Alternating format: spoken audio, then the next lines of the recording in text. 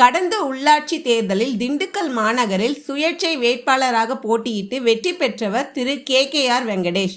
அரசியல் ஆர்வம், சமூக அக்கறை மற்றும் இளைஞர்களை ஒருங்கிணைக்கும் திறன் ஆகியவற்றின் காரணமாக மட்டுமல்லாமல் பலராலும் திண்டுக்கல் பகுதியில் கவனிக்கப்பட்டவர். இளைஞர்களின் ஆதரவை பெற்றுள்ள இவர் இதுவரை திமுக நகர இளைஞரணி துணை அமைப்பாளராக செயல்பட்டு வந்தார். தற்போது அந்த பொறுப்பிலிருந்து விலகி தனது ஆதரவாளர்களுடன் தமிழக வெற்றி கழகத்தில் இணைந்துள்ளார்.